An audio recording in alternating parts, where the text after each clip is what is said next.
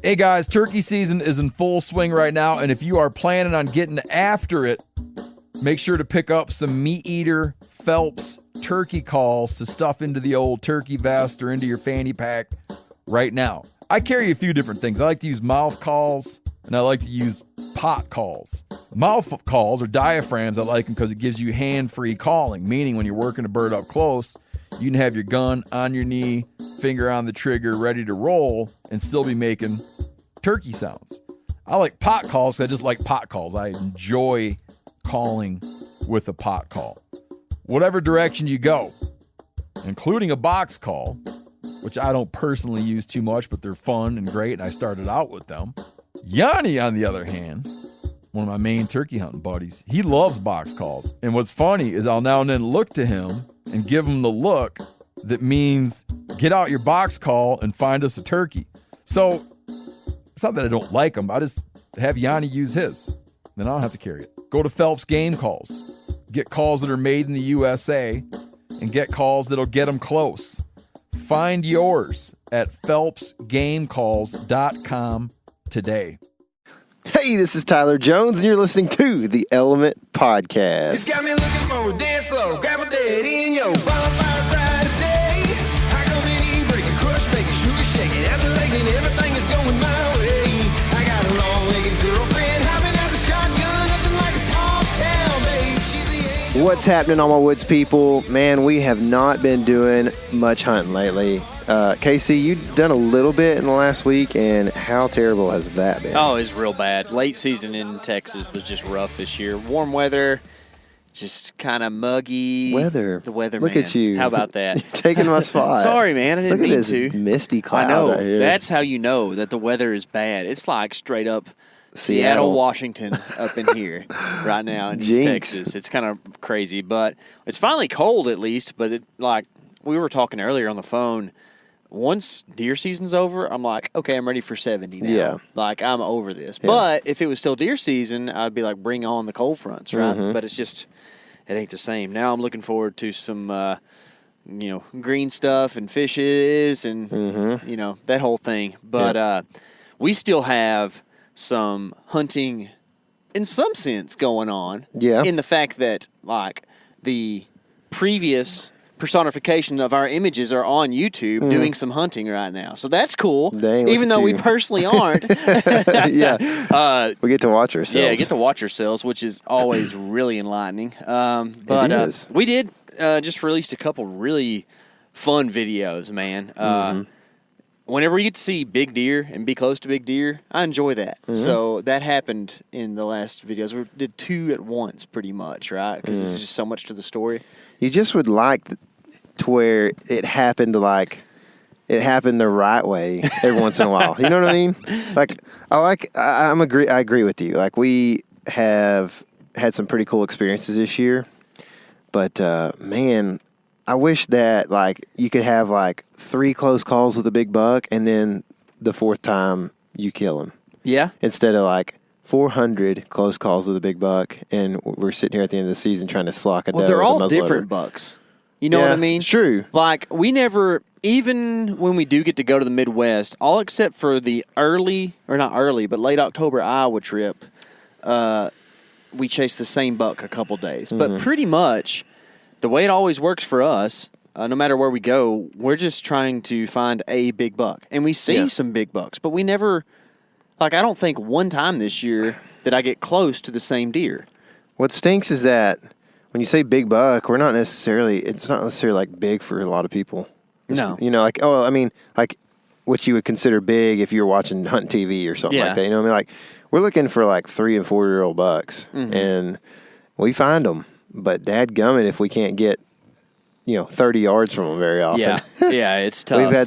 We have had lots of 50 and under encounters this year, but it's like when I say 50 and under, it's 50 and between 40 and 50. Yeah, basically. between 40 and It's like 50, that real weird range where it's just like, man, I just don't feel like I want to take that shot, especially with a 25-mile-an-hour wind, you know? Oh, yeah. But a lot of that going on. You and I got real close to a big buck on the ground. Is that the biggest buck that you've seen, probably? Do you think he's bigger than the young 10? They're going to be right there together. Right there at the same, and this deer is going to outweigh young Tim by like 50 pounds. Yeah. So I don't know though, dude. Man, that first 10 point that we chased around on the ground like the first day in Kansas. He's pretty big. He's pretty big. Yeah. That's a pretty big deer. He's right there too. He is, man. They're all like that upper 150s type buck, which is a toad. Yeah. And just for a PSA, all right, Come on with it. there ain't nothing wrong with big deer. No. No, nothing. It Hey, gets and you me know, excited. Let me just tell you. So we're in cancel culture now, right? Cancel culture. Where like it's bad to like do anything that's normal, right? Mm-hmm. Like small bucks are cool too. Yeah. that's true. But the two is on there. Two. As in big bucks are cool as well as small bucks and medium bucks and all of them. They're all cool, right? Yeah. So there's nothing wrong with getting excited about a big antlered, big bodied critter. Yeah. Right. They're rare. Yeah. Small bucks, we saw lots of them. Yeah. Big bucks, we saw a few, several, or whatever you want to say. But like, yeah. We saw some 11 points for sure. There was a lot of 11 points. It's a good old Texas public land joke right there. Yeah, and I'm with you, man. Like, you know what? I don't even know. I just want. I think your point is spot on, man. Like, can we not just celebrate big bucks, be happy about them, and also mention that, like, you know, when we're talking about big bucks, we're talking about 3 and 4 year old deer plus. You know what I mean? It doesn't necessarily mean it's a giant, but giant bucks are even cooler. Yeah. Right? Mm-hmm. Man, it's just like, well, that's kind of why the do theme, people have to? The theme of their big buck breakdowns is if you actually look at the pictures and all these bucks, they're not all like industry standard big bucks. Not many but of them. They're big. Not many of them are that, dude. Like, Yeah, that's the thing is people, myself included, I've not walked up on many like true big bucks laying on the ground. So a mature buck, no matter what he is pretty big when you walk up to him. You know what I mean? I know, like, dude. Maybe if I don't know, maybe your definition of big buck depends on how often you've spent near 8-foot fences. You know, so I guess so. I don't know, but I don't know. It's just crazy to me how many people out there right now that are quote unquote leaders in our industry will, you know, talk about how, you know, try to make this culture of shooting baby bucks cool, and it's fine. It is cool. We shot a spike in Nebraska in velvet, and I thought that was one of the coolest things we had done. And you can tell that I'm genuinely jacked up in that video. You know what I mean? But man, like, if we'd have shot, you know, a 10 point in velvet, that would have been a completely, you know, even cooler level. You know what I mean? Not that it wasn't cool that I shot a spike. It's just cooler. It's just more rare, man. It's harder to do. Like, you don't get to see that. That doesn't come around very often, you know? yeah. So it's, I don't know. If the state fair was every weekend, probably wouldn't have that many people go to it every weekend. That's right, man. You know what I mean? Yep. It's a one time a year deal. So it's an exciting deal, and go eat some fried food and that kind of thing. That's why in Texas, the first round of the playoffs of high school football, nobody really cares anymore because 4 out of the 6 teams get in. Yeah. Right? So Yeah. it's like whatever. Or 5. Yeah. Or 5 teams. once they make it up to Jerry World, we'll make it over there and watch some games. But Yeah. until then, it doesn't really matter. It's like this team had a losing record. And got Yeah, in. exactly. Okay, go home, sirs. All sirs. Playoffs. You ever talk about playoffs? Playoffs. That's right. Anyway, we speaking of fried food, man, we have a guy that's going to teach you how to fry some food today. There is a lot of cool advice on what to do with your freezer now that it is full. Hopefully it's full. And if it's not, you got a chance coming up. Fishing season's coming. That's right. Put some fillets in there, you know what I mean? And that's where Pigs. the pigs. This guy's all about the pigs. Dude, and anyway, so you're gonna get to hear from Jesse again for the second time. He was on a long time ago on our podcast, and we did a cool episode with him, more based around just hogs and what he's got going on, and his concepts and that kind of thing. This time it's more about like what can we do with what's in our freezer, and so it's exciting to do. But real quick before we get to Jesse, I just wanted to make a note of a new thing that we've got called Map Scout Challenge. KC came up with this idea.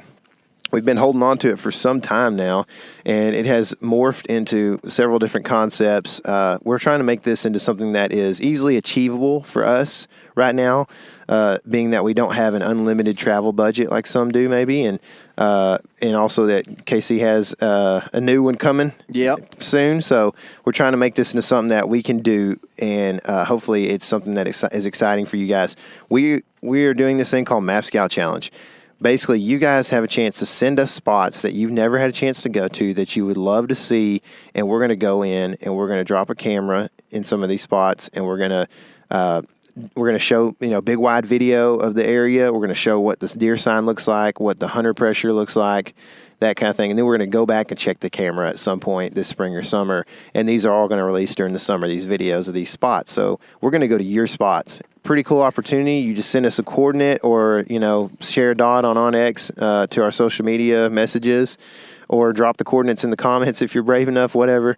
And we will go try to take a look at some of these spots. I'm pretty excited about this, man. It was a good idea on your part, and we're gonna develop this into an even bigger thing probably next year as well. So yeah, I think we if we get a chance this year, we're gonna try to maybe get out of state a little bit for this thing.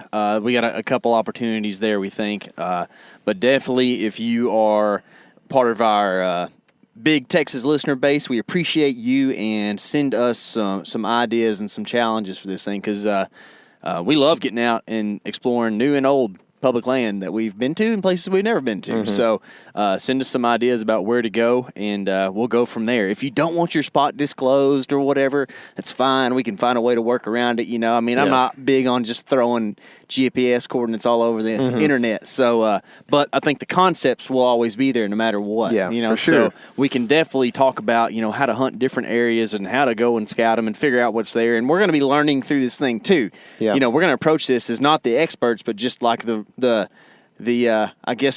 infantry, if you will, like the guys who are going to go out and make it happen, and then lines. we'll let everybody else kind of digest it and figure out what they think about it. And the trail camera will kind of be the ultimate truth teller. Yeah, for sure, man. Because I know we've had the ultimate truth teller of a trail camera either defeat us or vice versa in the Texas public land game a lot. Yeah. So anyway, I think just as a side note here, I think. You were talking about we don't have to post the coordinates, and we're not going to if somebody says, hey, I'd rather you not. We're going to try to show the maps and stuff like that. If, if it's a top secret spot for you or whatever, we won't show coordinates. But man, if you're gracious enough to allow us to show coordinates, I think it could really help out just hunters in general, especially new guys who are trying to understand how to work maps. I mean, we had a guy send us a coordinate yesterday. And he was like, man, if y'all make it up there, let me know, because I'm just no good at maps. And he sounds like a guy that is actually a pretty good deer hunter and goes a lot and probably shoots some big deer and stuff, but just has never really relied on maps. And so maybe this is a new thing for him to learn. Or like I said earlier, a newbie would probably really appreciate the opportunity to answer further questions that we didn't get answered in the video by, looking at those coordinates and really zooming out on a big level or whatever it might be, So if you're gracious enough to allow us to do that, man, we would appreciate that as well. So anyway, send your coordinates in, and let us know if you want us to disclose that or not, and we will get after it. And they're in the next few weeks. We're only doing this through March, so we need those spots quickly. Like KC said, most of the stuff's going to be regional, but we're going to try to get out of state a couple times. So we're going to pick and choose wisely which ones work advantageously for us, which means cheap plane tickets or feasible amount of miles on the truck. So anyway, with that said, let's dish it over to Jesse. And man, that was a good pun. Oh man. And we will figure out how we can do all kinds of different things with all kinds of different things. All right, on the phone now for the second time on the Element Podcast, we've got author and chef Jesse Griffiths. Jesse, what's going on in the ATX today, man? Oh, nothing. I mean, I've been at work for a little while. Came in to talk to you guys. It's it's Austin. Yeah. It's a little warm. Actually, it's cooling down. I think we're about to get a front, which is exciting. I like the cold. Yeah, no, it's heading y'all's way because it's chilled down here pretty good here in North Texas. So So what does your schedule look like when, like, I don't understand how a chef works. You know what I mean? Yeah, and I'm not the one to ask. My schedule is crazy. I've got 2 restaurants, and then during hunting season, I'm mostly out of town teaching these. We do these hunting and cooking classes under the New School of Traditional Cookery. So I'm out almost. I'd say 3 to 4 weekends a month since October, on the road all over the state with groups of hunters and going over butchery, field dressing, cooking, basically just a way to enjoy game. So we take groups out. So that's what I spend my hunting season doing, and then also a good deal of fishing season. When the weather warms up, we start to focus on going down to the coast and fishing. So, weekends I'm typically not in Austin, and then early in the week I just kind of bounce around between the restaurants to make sure they haven't burned down yet. And say hi to everybody so they remember my face. Yeah, that's cool. So like, I don't understand where the time is that, like, I mean, and maybe I'm getting too far into the dirty details of this, but where do like the recipes come from? Like, is this just stuff that you kind of know this season I can install this that I've done for years now, or are you like creating in your off time somehow, or how does that work? Well, I mean, it starts with a really good team back home. So I've got executive chefs at both restaurants. So Stephanie at the Taqueria and Janie at Daidue at the restaurant. They handle all the day-to-days and are really good about coming up with new stuff and new menu items, because we change our menu very, very often. It's very seasonal, depends on what's coming in, what farms are producing around here. And so they're very good at it. We thanks to the glory of technology, we're able to keep in touch almost constantly, and stay. I'm able to stay apprised as to what's going on at the restaurants and kind of offer input when it's asked of me. But for the most part, they're running it, and I'll come in and offer some help, get in the way, knock some stuff over, basically fill that role. Yeah, that's awesome, dude. That's fun, man. So, do you do most of like the supplier finding and all that kind of stuff for all your ingredients and whatnot? That's a great question, because I mean, we're kind of locked into a lot of our suppliers. So 10 years ago, when we were still a young business, I dedicated much of my time to doing that, and now those relationships are established. So our chicken farmer in Lexington and our beef producer in Floresville and our pork producer down in Mathis, I found them years ago, and so they're who we use now consistently. And I think consistency in those relationships is really important. So that's not as much of an issue anymore. And finding people, we found most of them. We found the ones that we really love, and so we just try to support them as consistently as possible. Is that something that is obtainable, or something that somebody that's normal could expect to kind of undertake if they really wanted some kind of top-notch ingredients just for their personal life? Like, is it really something that somebody can go do that doesn't have a restaurant and buy in bulk, essentially? Absolutely. And it's probably even easier because you're not buying in bulk. And a lot of the best producers are going to be the smaller farms at the farmers markets that have, 20 bunches of carrots on a Saturday morning, and you're not going to get anything better than that. So, I think the obvious first step would be a farmer's market. If not, growing your own. I mean, if you have the space for it, a little garden just with lettuce in it is a wonderful first start. And then beyond that, farmers markets. And then beyond that, I mean, talking about obtaining your own protein, I mean, there's some good options out there as far as I don't know, hunting. Yeah, sure. What a novel concept. Yeah. That's cool. So, like, if you go to a farmer's market, what would you look for if you were looking for somebody that was providing something good? You know what I mean? How do you separate that from something that's just like, your old, person who's trying to make $1 there, essentially? Sure. I mean, most of the producers at a farmer's market are going to be of very high quality. It's a pretty competitive market because the constituency at a farmer's market is pretty knowledgeable about good produce and good meats, things like that. So you got to be good to hang there. I'd say it's very simple with produce. It looks good. It's bright. It's vibrant. It's not wilted. Like a carrot will be a bright, orange or possibly bright yellow or bright maroon. If you let the Aggies get a hold of the genetics, and then the greens on it will be like fluffy and just bright green and look really good. Look like parsley, So I'd say look for things like that. It's almost like too obvious. Like the answer to that question is like it just looks good. Sure. Okay. Cool. What about whenever you're going? And I mean, from what I understand, you can't go shoot enough axis deer to provide for your restaurant on your own, right? So you've got some sort of a meat supplier there, and it seems like a situation like that with meat, especially like some of the wild game stuff, would be very ebb and flow. Like, hey, I've got some this week. Hey, I don't. How do you make sure you keep like a consistent flow of that kind of protein that you need? Right. Another great question. And to be very clear is I'm not allowed to shoot anything. All the meat that comes to the restaurant has to be inspected, but that's, fortunately, we live in a place where there are businesses out there that are able to legally and effectively source wild game and put it into the commercial market.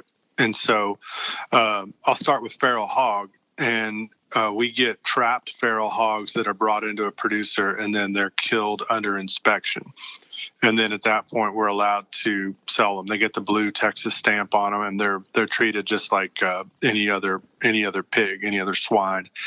And then beyond that, what we use mostly is nilgai. And so the nilgai are so prolific in South Texas that they are actively hunted down there commercially. And a state inspector will accompany the hunters and make sure that everything is on the up and up with the animals, looks good. Again, they get stamped, put immediately into a refrigerated trailer, and then transported back for processing. We will see some seasonal ebb and flow on the availability of these meats, notably in the summer with the hogs, because since they are trapped, they don't do too well in the heat. So once the daytime temps are getting into the 90s, when the sun comes up, they will die. And so a lot of trappers will opt out of actually going out. And so we hit a bit of a dry spell in the summer, usually with feral hogs, but our processor out in Fredericksburg typically will stow a bunch of it away in the spring for us to help us get through, like frozen trim, so we can at least make sausages, things like that. Gotcha. The nilgai, however, are active year-round, and especially in the summer. They love it. And then beyond that, we will get some random other exotics. We never get whitetail, of course, because it's a game animal. It's protected. But we will see some axis and sika and fallow deer come through, and we'll usually buy those as a whole carcass from our processor out in Fredericksburg.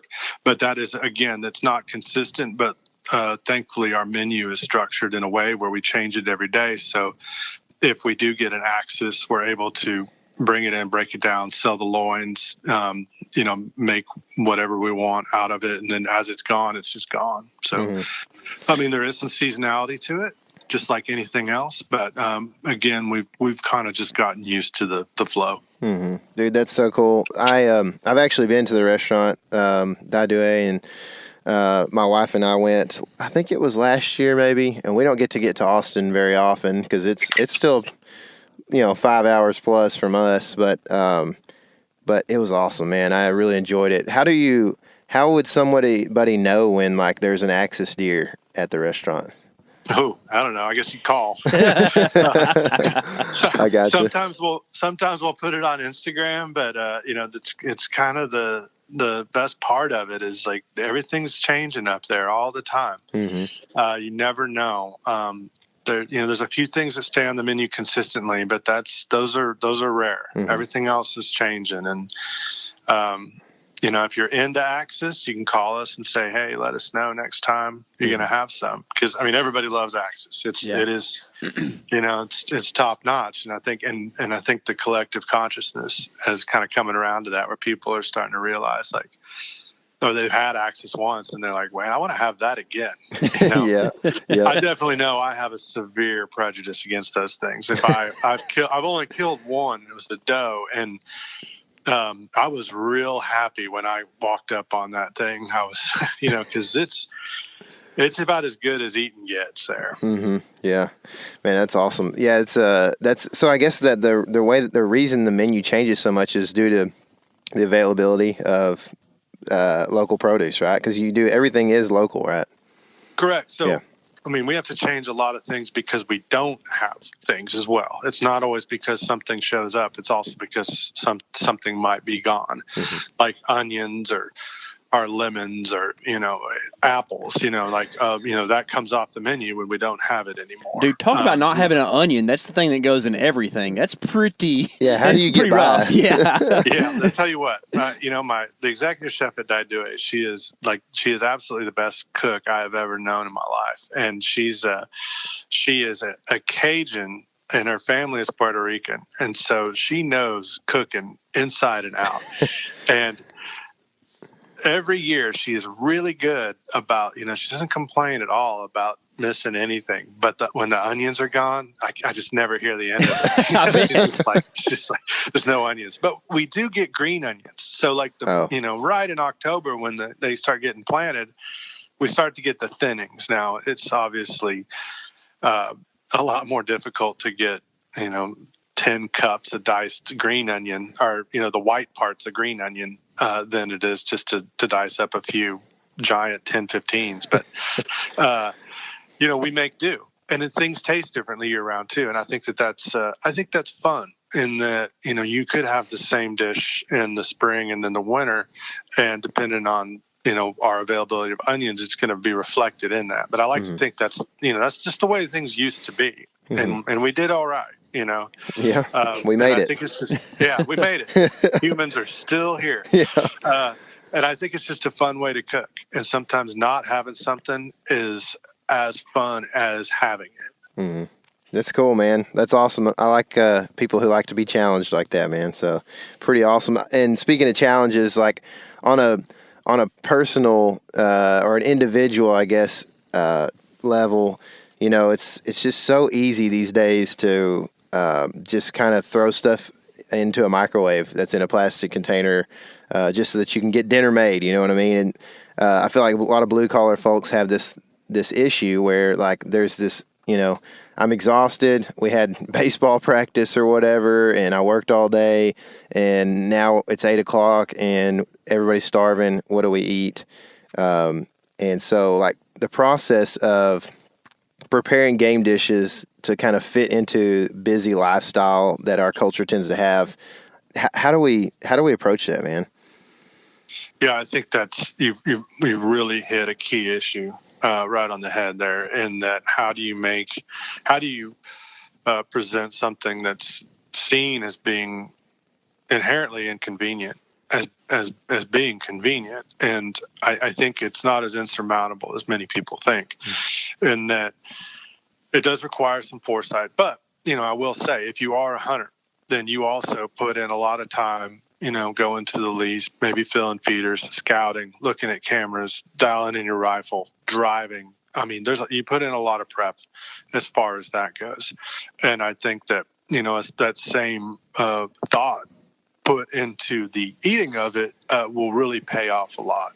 I think that putting game meats into a really familiar context is very helpful. Whereas if you have a deer, maybe the best thing for you to do is just to grind most of it. And there's no shame in that at all, and this is coming from someone that's a professional butcher and all that stuff. But I will have you know that, like, most of the deer that I shot this year were turned into just ground, because it's a currency around here. I have a daughter, and she eats it. and it's a very it's easy to thaw. It's easy to cook. You can make burgers. So I'd say put it into context that you're going to use small, efficient packages. I think packaging is key. Like really thin, rectangular packages that stack well and that are also able to thaw very quickly. Maybe in 20, 30 minutes under cold water in the sink, and then you've got a pound of ground venison or feral hog or even turkey breast, whatever it is that you run through the grinder, and then you're able to have a quick meal out of that. Or maybe batching big things out. I recently made 20 quarts of pasta sauce, classic Italian bolognese sauce that I took all of last year's feral hog and all of last year's deer at the very beginning of this season when I was almost about to have some fresh stuff, and I made a giant batch of this stuff, and it was really good. And then I froze it in quarts, and I'm able to pull that out as needed. And that's been amazing because I can pull that out and have a meal on the table in 30 minutes, if that. After that, basically just boil some pasta and you're done. So I'd say taking that time on that one Sunday afternoon, maybe you're watching some TV or hanging out with friends or whatever, and just putting in some big projects, making a giant batch of chili, things like that you can then put back in the freezer and come back to at your convenience on Tuesday nights, after soccer practice or whatever. Mm-hmm. So what do you put when you put chili or some kind of sauce up like that? What are you putting it in? What are the containers? Are they just like Ziplocs, or how do you do that? The Ziploc will work great. A vac seal bag will work very well. I have a lot of paper or cardboard quart containers that I really like to freeze in because it spans just in case you put a little too much. It's not like plastic that will shatter, like a hard plastic. Mm-hmm. I put them in those, and I also make a lot of stock that I will put in those and freeze that. And then, for making quick soups or for adding to a crock pot, like if I was to take a venison or feral hog shank out and throw it in the crock pot with some onions, in season, of course, and then just to put that crock pot on low and throw a quart of stock in there, and you come home to dinner. Mm-hmm. Stuff like that. I mean, another key thing is people sometimes are like, "Will you shut up about the crock pots?" But I personally, I love them, and I think that they're a essential tool for people that want to cook more game, because if you have the foresight to thaw a feral hog shoulder or any kind of shank cut or a long cooking cut, and then get it in there before you go to work and just, pile a few ingredients in there, it's going to be good. And then put it on low. And then when you get home, it's done. Yeah. Yeah. And the other thing with the crock pot too, is that, most of us out there aren't trained professional chefs or untrained professional chefs, whatever it might be, low and slow is kind of hard to accomplish for a lot of people. And a crock pot, lets you do that, which kind of just expands your horizon so much with all these, non-typical cuts, like you're talking with shanks or whatever it might be, something that has a lot of that connective tissue in it. It's we don't really have 8 hours to sit out by a smoker and keep it on 220, but everybody can put something in a crock pot and put it on low while they go to work. Yeah.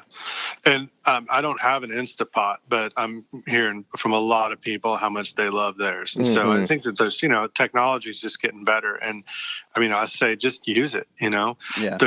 There's so many recipes out there for these things now. It's just a quick search. And also know that you can't really go wrong with a lot of these, and just you can fix it. If it needs a little more salt or you want a little more spice or this, that. So they're just a very, very effective tools. Yeah. So earlier you talked about with the thawing in particular, this is something I never put any thought to, but you said use cold water when you're thawing, your ground meat. I always use hot, to tell you the truth, just because I feel like it's going to do it faster. But I'm sure there's a legitimate reason why you said to use cold. What is that? Yeah, there's a food safety issue there. I mean, it's just beaten into us in the profession that you never thaw under cold water. I'm sorry, hot water. Hot water out of the tap, probably coming in at like 130. That's just a dangerous temperature, and you are gonna partially cook that meat a little bit with that. So it's ingrained in us in the kitchens from very early on. You never use hot water and cold water. And cold water is actually very effective at it. Hot water, obviously, kind of going to work faster. But, I always thaw in cold. I know a lot of people that thaw in hot, and I'm always like, you probably don't want to do that. But if you're thawing under hot water and then cooking it immediately, you're going to be fine, because you're going to get into that temperature zone that you don't want to be in for too long, and then immediately take it way higher where it's going to be safe. But if you thawed under hot water and then didn't cook it, then you could potentially run into some problems, because 130 is not it's in what they call the temperature danger zone. Are pushing it. Gotcha. Yeah. So also I really love the advice about grinding as much as you'd like, because I like to get creative with stuff, but honestly, this is exactly what we're talking about. Is me and my wife both work, and we have to find ways to make meals quickly, and so ground meat's the way to go. But I really don't like to mix in fat, just because it just feels a little bit wrong to buy fat to mix in with what I shot. You know what I mean? Sure. Is that okay, or should I just get over it? It's personal preference, and you should do it, whatever inspires you to cook it at home. You should stick with, and if you maybe your family prefers the taste and texture of meat that has a little bit of beef or pork fat ground into it, then by all means you should do that.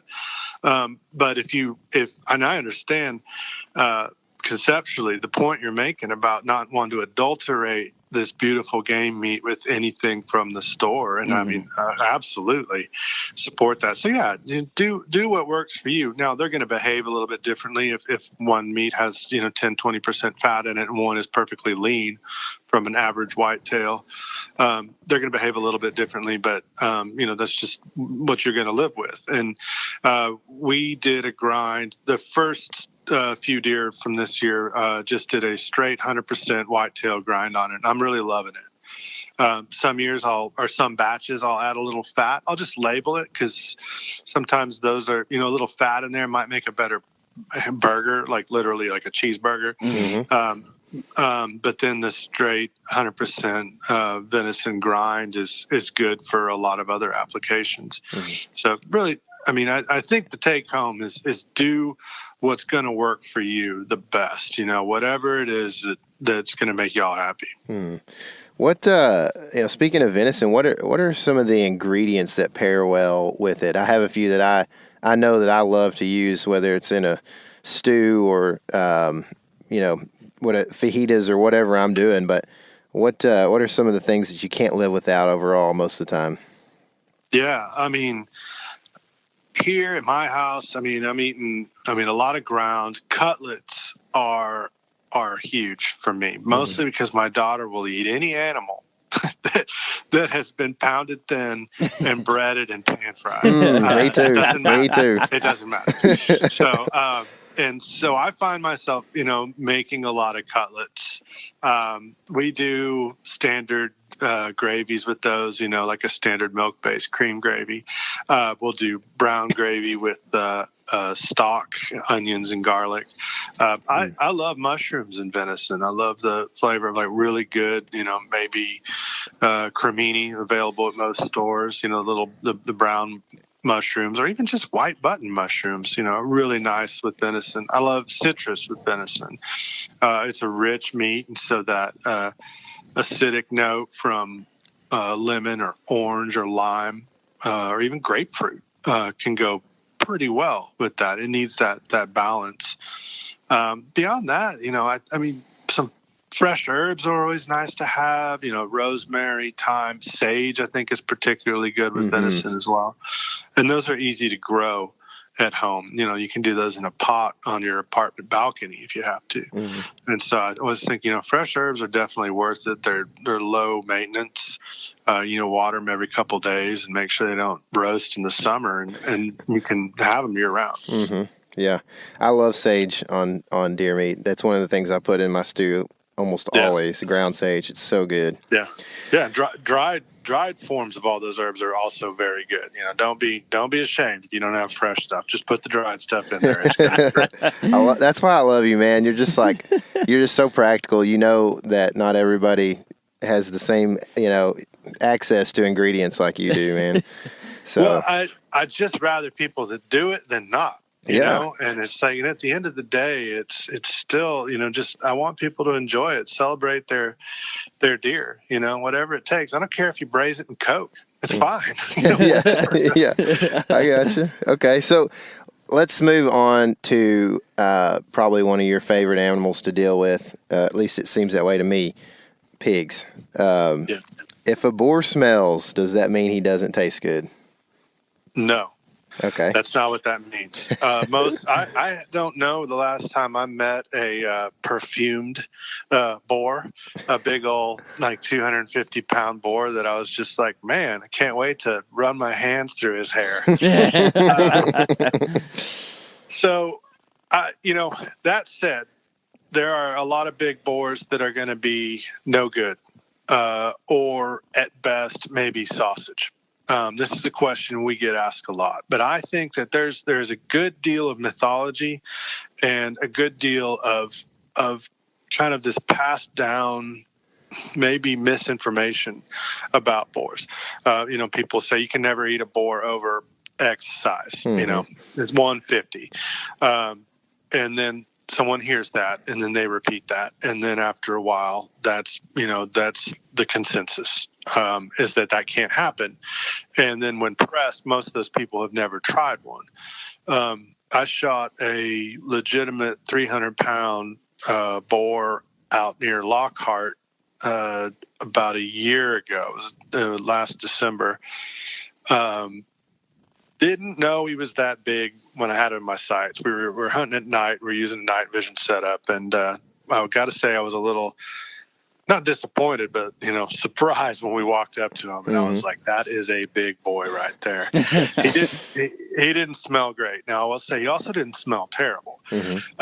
So we absolutely cleaned him just like we do every single pig, not knowing what was going to happen. As soon as we got through the skin and saw the amount of fat on him, things started to look up.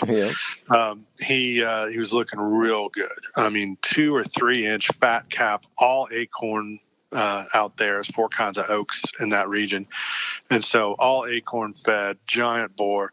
And, we butchered it out, wrapped it up tight to keep it dry, iced it down right away, came home, butchered him a couple days later, and I took the fat out. I had taken some of the leaf fat, kind of that waxy fat that you get around the kidneys and the tenderloins on the inside of the cavity, and decided to try to render some lard. And that's going to be either the worst idea you had that day or the best, because if that's a big stinky pig, most of that stink is going to be kind of kept in the fat. And so I had a giant pot of fat, turned it on low, and just, said, here we go. Let's see what happens. And, about 10 minutes in, the whole house started to just smell like delicious roasted pork. And there was no funk at all to it. And I rendered out, I got like 2 or 3 quarts of fat off of this animal, and then was able to get all different roasts, sausage, chops, things like that. And they were all fantastic. One of the best animals I've ever had. Now, my point is not that every boar tastes like that. My point is that almost every boar that people of that size that people would shoot would just be drug off to the gut pile when, in turn, I came home with 60, 70 pounds of really high quality meat from it, because I didn't.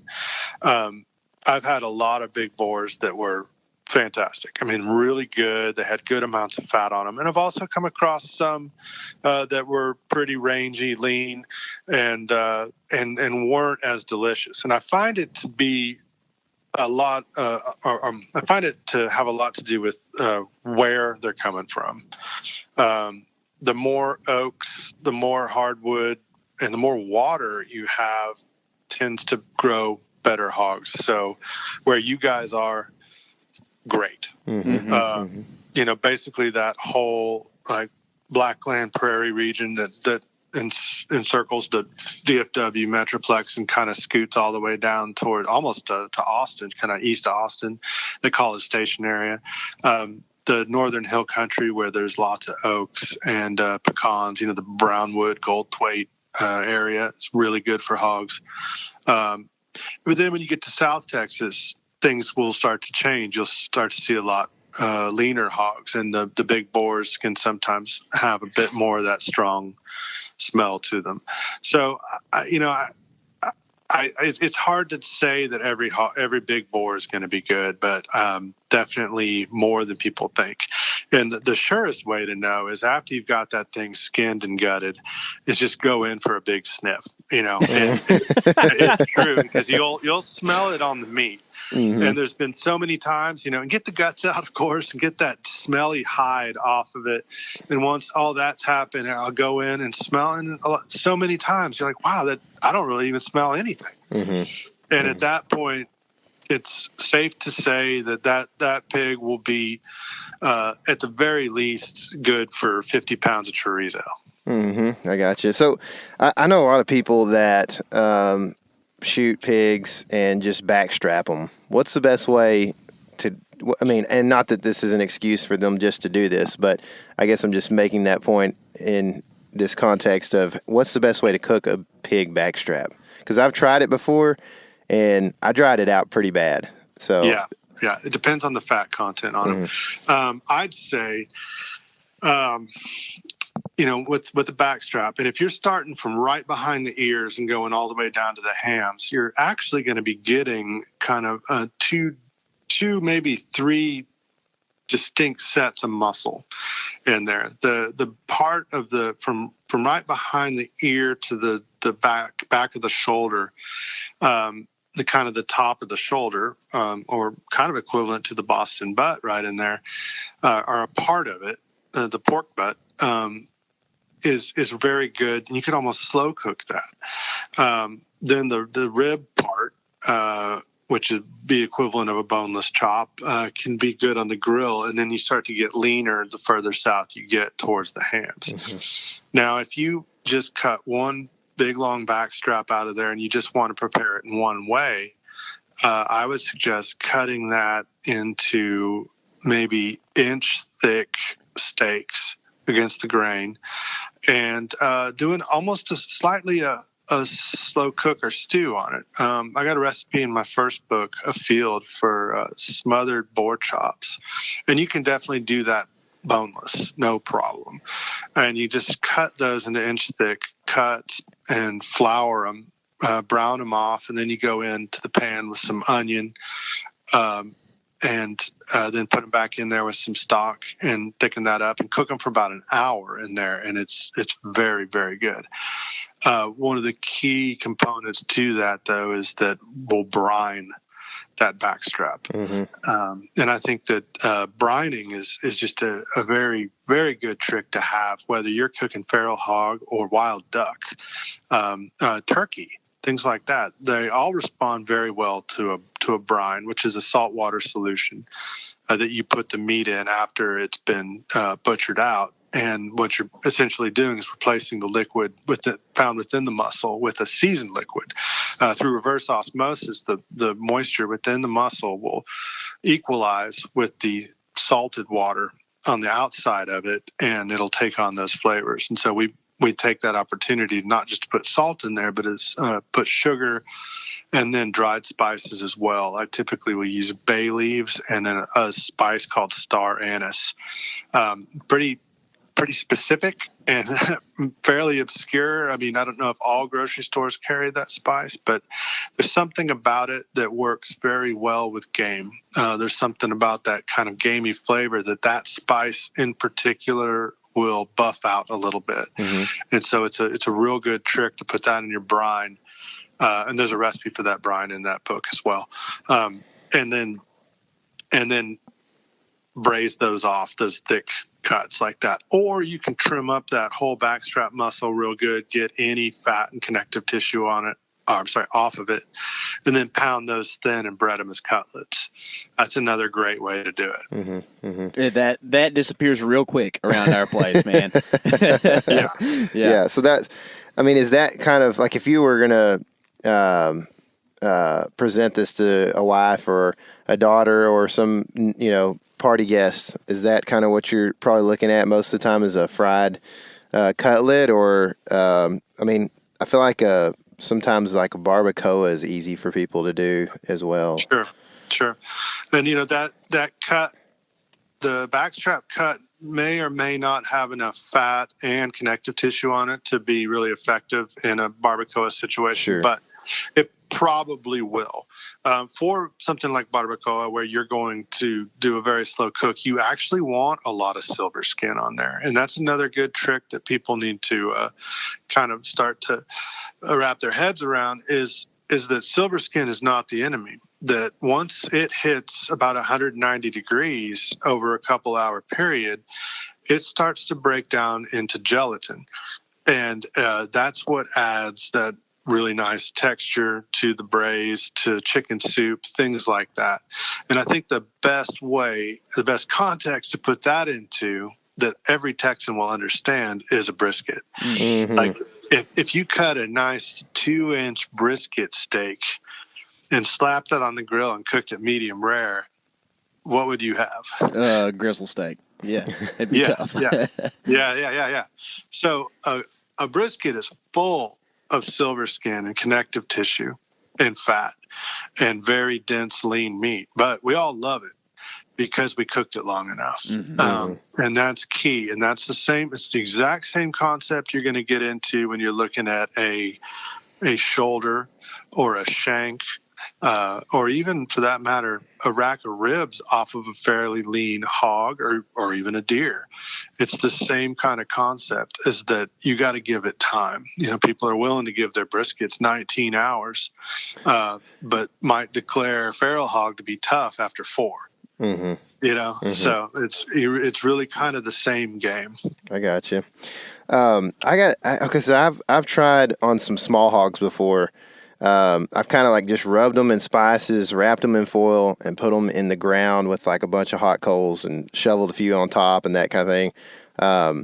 And I haven't just loved how it turned out, but I love the spectacle and the fellowship that kind of surrounds that a lot of times. That whole just like, hey, we're going to cook one in the ground, y'all all come out kind of thing. But what am I doing wrong? Like, is it not enough spice, or should I cook it above the coals on, a grill essentially? Or, I mean, what am I doing wrong there? If I had to guess, I'm going to say that there's not enough fat on the animal and too much direct heat, which is going to make it probably fairly, if I'm guessing, it's coming out a little dry. Yes. Yeah. And yeah, probably. And not like, I feel like that maybe, I don't know this, but I tried to put a lot of spice on it last time I did, but it almost felt like it just wasn't, like obviously after you get into the interior of the meat, it doesn't have spice on it anymore. You know what I mean? When you start picking at it. Well, I'd recommend a brine in that situation. Okay. Because what a brine is going to do is going to penetrate faster than a dry rub. The brine will penetrate let's call it a 30-pound hog carcass. You put that into a cooler with brine and ice for 2 days. You're probably going to get about 100% penetration of that brine through the thickest cuts. And so I think that'll help. It'll also help with the moisture.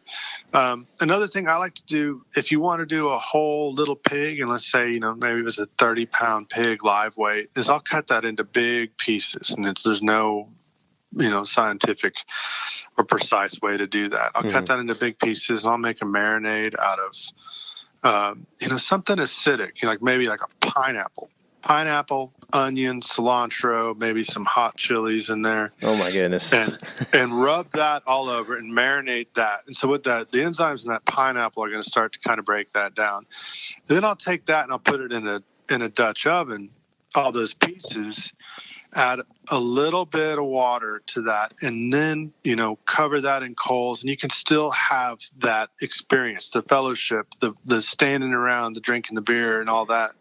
And I don't want to deprecate for a second the value of that, because that's, you want to be able to still do that and have that whole animal and have that fire and stand around and enjoy that process. And so I think that's a good way. And that's one way I've learned to kind of have a foolproof way of getting that hog tender, because then you're cooking it in a hermetically sealed Dutch oven. The weight of that lid is keeping all the moisture in there, and you're basically steaming it. And then after 6 to 8 hours, you open that up, and that thing is just falling apart. Man. And you still have that experience. Now, you don't have the whole animal splayed out head on or whatever you've done, but you still have the whole animal in that pot, and it comes out real nice. So while we're talking about whole animals, something that I've always just kind of had a concern with, but I don't always put a lot of thought into, is the lymph nodes that'll be, kind of in the hams and other places. When you're doing a whole animal like that, do you go in there and remove those, or you just leave them and let them be? Yeah, I just leave them. People ask about glands all the time, and my answer is take them out whenever I see them. But also know that you've eaten a lot of them. Okay, I got you. That's funny. And you never noticed. Yeah. Yeah. They kind of just become part of the meat, I guess. It's just not something you even think about. The kind of the age-old thing with hogs is sausage, right? And breakfast sausage in particular is kind of what we've done a lot of. Is that a viable way to use a whole hog? Yes. So do you eat that much breakfast sausage? Will a family, if they have it on hand, or should you be looking at, what's a ratio of ground to whole cuts? Well, it depends on what your family's usage is going to be, and it depends on what that hog looks like. Like if it is a bigger boar, he's very lean, you're not going to get any good cuts off of him. Like the ribs just don't look good. There's no fat on the hams. There's no fat on the shoulder. There is no shame in grinding the whole thing. Another thing that I like to have is just straight up ground pork. Just like anything else, you say you want to make a batch of some pasta sauce, and you take a pound of ground pork and a pound of ground venison, brown it in a pan, add this, that, and the other, and you're in business. So it's a good workhorse thing just to have some plain ground feral hog too.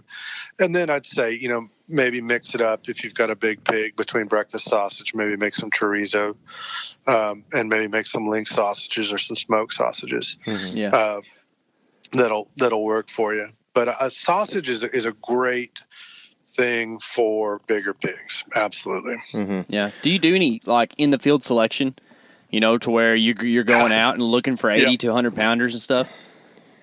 Well, I'm going to issue a sensitive listener warning. Okay. Pregnant sows. Yeah. Definitely. So they call them wet sows, right? Or something like that? Wet sows. Yeah. No. A wet sow is nursing. Okay. Yeah. Okay. So you don't want you take whatever you want, but, or whatever presents itself. But I'll give you a good example. Is last turkey season, I was sitting there waiting for a turkey, but of course, because it's me, a sounder of hogs runs out, and it's 40 feet away, and I'm like, all right, I'm going to ruin this turkey hunt real quick. So I had 2 rounds of buckshot in my bag, and so I put them in there, and I got about 20 feet from them. I was downwind of them, and I got real close. And it was a sounder of 3 sows, a few piglets. 2 of the sows were obviously nursing, and one of them was just a big old football. And that's the one I shot. I wanted the pregnant one because the fat is staying within the hog instead of going into the milk that is then fed to the young. So their energy and their fat resources are being fed to their piglets. So if you do have the opportunity to pick out a pig from a sounder, choose the fat pregnant one, and they're going to be either nursing or pregnant at all times. So no kidding, man. Okay, so what about? I know you hate to move away from pigs, but ducks are such a such a hard thing for some people. I feel like duck hunting is so much fun, but I know so many guys, man, and my dad cooks a really good gumbo. I did some ducks recently on the grill, medium rare, just kind of as a popper that I loved. My whole family loved them, but like there's so many people that don't eat ducks and their family, as duck hunters, sometimes, they may shoot a limit of ducks. Well, I mean, they're not going to eat a whole limit. And if they do that several times a year, if they're the only one in their family that eats, there's an issue, So to be honest, I know a lot of guys that waste ducks, in other words. And I don't like that at all. And I think, there's some Asian cultures that treat them as a delicacy, but I do understand that, it's tough to pluck a duck. It's tough to render duck fat and all these different things that you would see in some cookbooks. I mean, right. I know a lot of these guys, and I do the same a lot of times. I pull the skin back and I fillet it off the breast. How do we make that taste good? Well, we've definitely gone from the fun part of the conversation. We're gonna have to get kind of real now. Sure. I have some opinions. Okay. And I think first and foremost, it's okay if you don't like the taste of duck, because not all ducks taste the same. I recently had an argument with a pretty well-known hunting guy about this very topic, in that I don't hunt ducks a lot anymore, mostly because I don't enjoy, and there's a lot of asterisks involved here, I don't enjoy the way that the ducks around where I live taste. Mm-hmm. I'm in Central Texas. I'm getting ducks before they get to what's left of the rice fields to the south of me. I've had ducks taken, along the coast and around rice that were way better than the gadwalls that I shoot around here. And we kill 95% gadwalls here. We do too. A beautiful duck, hit or miss as far as flavor. I ate gadwall breasts for dinner night before last. They were good, not great, and I had every trick in the book on those. I brined them. I grilled them over mesquite charcoal. They still had a bit of that funk to them. And I don't think there's anything wrong with admitting that wild duck is not always the best tasting meat. Now, I think a corn-fed mallard from South Dakota is probably going to be a way different animal than what we're getting to. Now, for that matter, a teal or a wood duck shot around here is likely to be delicious. Okay, all that said, and we're, I'm just being very honest as far as, coming at that from a culinary aspect. If you don't like ducks, then don't shoot them. Sure. They are not as much of a renewable resource as a hog, or for that matter, a hill country whitetail. And I think they deserve to be treated with a lot of respect. They've flown all the way down here from Canada, and there's a lot of other things that you can get out there and hunt. And I know that there is nothing that compares to a duck hunt. I love it. But I've kind of come to the realization that I'm going to eat duck, Central Texas duck. I'm going to make 3 or 4 meals out of it a year. And I've aligned my hunting to that. Mm-hmm. If you are shooting ducks and throwing limits away in the dumpster, which I saw down in Rockport a couple weeks ago, I absolutely have no sympathy for that, and I think that that's exceedingly wasteful, illegal, and immoral. Mm-hmm. And it just shouldn't be done. If you don't like the ducks that much, then just go sit in a deer stand. Mm-hmm. Yeah, so. There are a lot of tasty things out there, So yeah, I understand, and I, frankly, like I said earlier, I like ducks. Even the gadwalls that we get around here. I don't mind the flavor that, like some people do. And my dad has a gumbo recipe that he learned from a Cajun woman that was mother of one of his friends, and it is the best food I've ever had in my life. Yeah. And so I'll stack them up, and we'll do a couple of batches of gumbo every year, and that's just, to me, even if you don't like ducks, you can usually get away with gadwalls in a gumbo and still love it. You know what I mean? So there are ways to do it. It just takes time, like we've kind of talked about. You know, it's not the most convenient thing to do it, but it's kind of like don't take part in it if you want only conveniency. You know, so Right.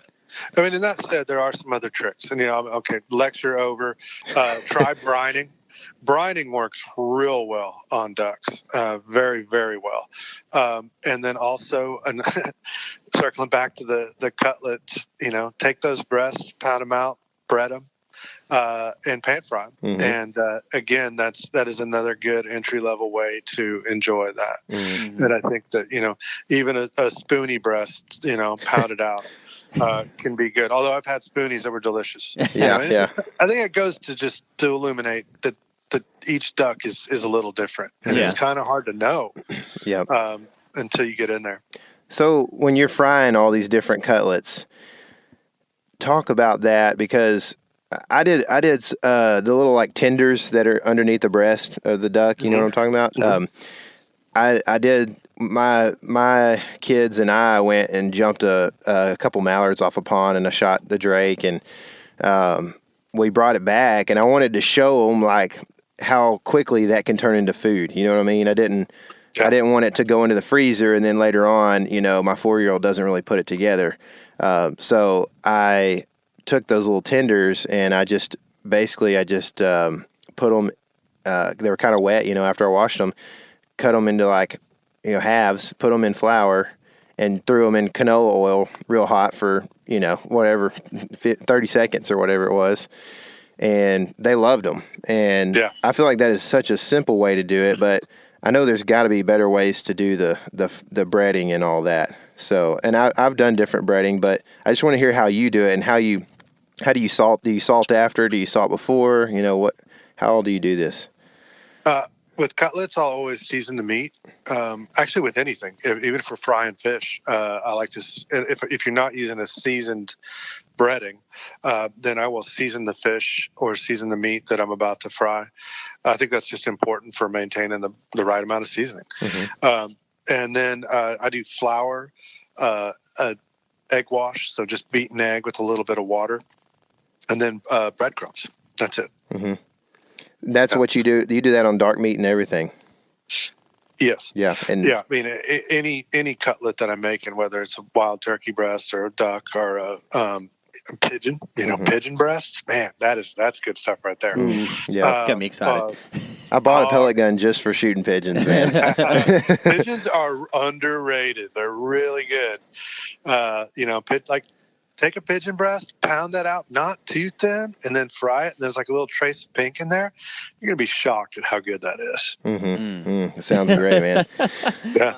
Okay, so one of the things that I have an issue with sometimes is like on birds and stuff, especially, dove, quail, pigeons like we just talked about, things like that. It's pretty easy to breast them and then not feel like you're wasting too much. I know that some people are big proponents of making sure you leave the legs and thighs on, and I do that sometimes, but not all the time. It depends on the critter or whatever. And then I really get how to butcher and clean deer, hogs, all the big game stuff. But things that are in that mid-range size, particularly rabbits and squirrels is what I eat the most of. I've eaten a few beaver and a few raccoons, but I don't do that often. But that stuff that's in that mid-range size where they're almost too small to break down, but they're almost too big to, or maybe I said that wrong. I'm sorry. Yeah, they're almost too big to really know that you can, cut some cuts off and not feel like you're wasting. What do you do with those smaller game animals like that you might want to leave whole, or you might want to figure out something to do with them? Oh, you mean like rabbits and squirrels? Yeah, sure.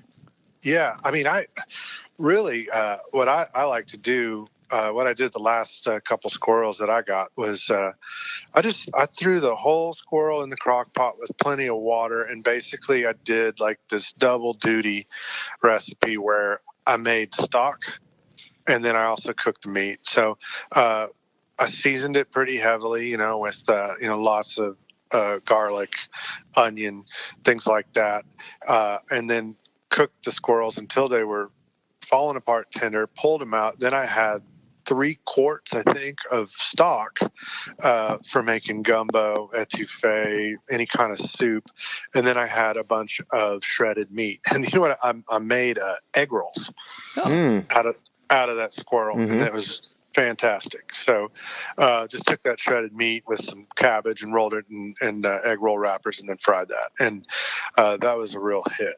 But that could have just as easily gone into a taco or a pasta or anything else. And so a lot of times with stuff like that, you're also being pretty efficient about it, in that you're making stock for another use, and you're getting the meat off of it that you can then apply to, dozens and dozens of different applications. What do you use squirrel stock for? Well, I made a hot and sour squirrel soup, but you could just as easily use it for like squirrel and dumplings, which is absolutely one of my favorite game meals of all time. Squirrel pot pie, or just any soup, or just if you need to boost a pasta sauce or a gumbo or anything like that. If you have that quart of squirrel stock in the freezer, it can just go in there. Cool. Now, we are watching 2 squirrels in Tyler's yard right now, so they are in One danger. of them is... Y'all need to take a break. Dude, one of them is black. Like, it's a dark color phase. It's I don't know if that like makes it taste better or not, but it's definitely cool, Well, until you do a taste comparison, we'll never know. That's right. we're gonna have to. He's been kind of running a little squirrel conservatory over here. He doesn't really want to take the black one out of the system. So I've got a couple. I've got one that's really it's like it's black essentially, but it's not super dark. And then I have one that's really dark, and I'm like, man, it's kind of cool to see them around. Like, I don't want to shoot those. I want them. I mean, maybe one day I'll have like just tons of black squirrels, and it'll be only black squirrels is what I'm hoping. So.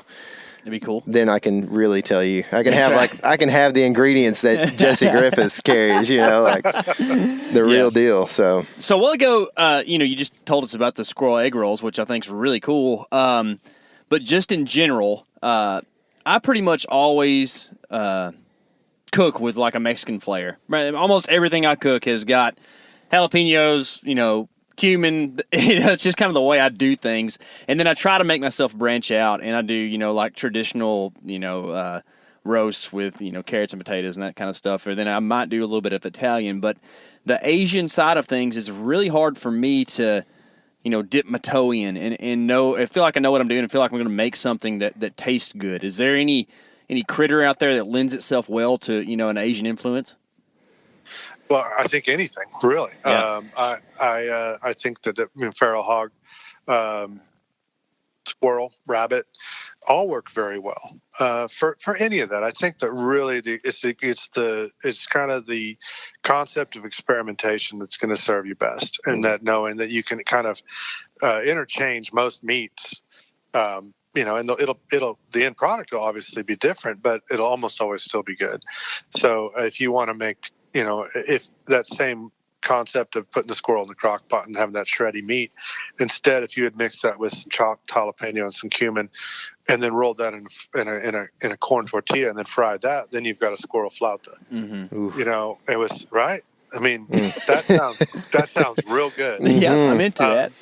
Yeah, you can make squirrel enchiladas, but I think actually squirrel flautas sound just about spot on. To me. Yeah, me too. Some sour cream, some guacamole, and the shocking thing is how much you're going to get out of a squirrel or two. You'll probably be able to stretch that into a meal for 3 or 4 people. That's cool. Which, because stuff like that, sometimes it goes a lot further, which is another thing that I enjoy. You think about, maybe you had not the best day of squirrel hunting and you only got 2 squirrels, but you can still come back and have a meal out of that for the whole family. Mm-hmm.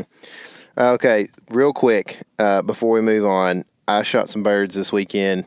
Pheasant and quail. What's the best thing what should I do with those? Yeah, your pheasant, you might want to separate everything out. There's all this romance about roasting birds whole. I find it to be fairly difficult and just it's kind of a setup for for some failures. So I think that piecing birds out is usually the best way to go. Those breasts, man, I am a broken record. I'd pound those breasts out thin and make cutlets out of those things. Yeah. You know, and then the legs, you're going to want to slow cook. I mean, that's a bird that spends most of its time on the ground, and so those legs are getting a lot of exercise, need to be cooked a lot. And I would slow cook those, maybe in a tomato sauce, serve that with some grits. You could braise them and shred them and make, like, I don't know, flauta. Yeah, there you go. With those. The quail, have you ever tried that hot fried birds recipe out of my book? No, I was going to say, though, that the tomato braise I've done on the turkey leg, and it is the best thing it's like one of the best things I've ever had, and not just saying that. I've told a ton of people that, man. But sorry, I haven't tried the quail one yet, though. Try that recipe with your pheasant legs. Okay. Absolutely. Yeah, and then the quail, try the hot fried birds. So basically what you're doing is you're taking the birds, you throw them in a brine and then a little bit of buttermilk, and then you put them in flour. And the trick is to fry them really, really hot so that they get very, very crispy and not overcooked on the inside. And then when they come out of the fryer and you drain them, then you toss them in this mixture of hot sauce, butter, honey, garlic, and jalapeno. And so they get essentially it's the concept of a hot wing. You have a crispy fried bony bird and then tossed in this mixture that is sweet, sour, and spicy. And so it works really well. It's a good gateway for people that may or may not like game, and it works beautifully on most birds, doves, quail, snipe, things like that. So I mean, I think it's a really good recipe for those. How hot is hot oil for you? 375. Okay. Yeah. Gotcha. Okay, so with that said, let's move on to fish, because I know we're going to talk about hot oil. We're going to talk about hot oil That's for right. sure. Yeah. Okay, so this is a question. This is something that Casey has kind of challenged me to do this year, but I'm going to ask you this question. It's a little bit in the same realm. What's the biggest largemouth you've ever filleted? Wow. Oh, I love, you know what? I love like poking this bear a lot. Biggest largemouth I've ever filleted. Oh, I think I remember, I think we filleted about a 6-pounder once. Ooh, nice. That's a good one. That's a big one. Yeah. That's awesome, dude. I think that's the first time I've ever gone on record with that one too. So, that's good. Address to the restaurant in Austin is 2406 Manor Road. You can come by and express your distaste to me personally there. Most Mondays through Wednesdays when I'm in town. Please don't send emails.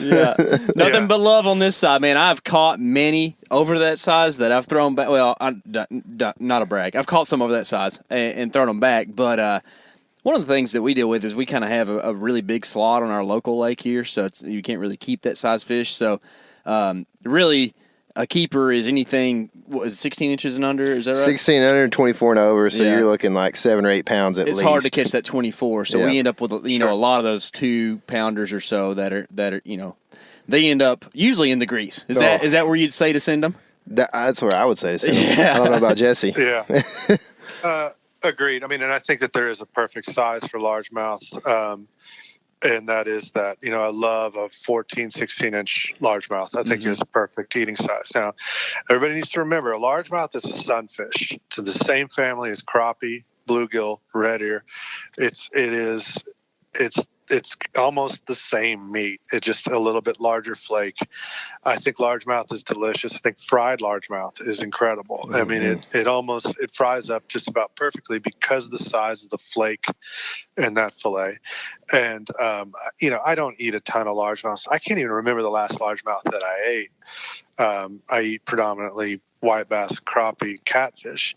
But if me and my daughter go to a farm pond and you're catching largemouth on every cast, hell yeah, we're going to keep a few. Yeah.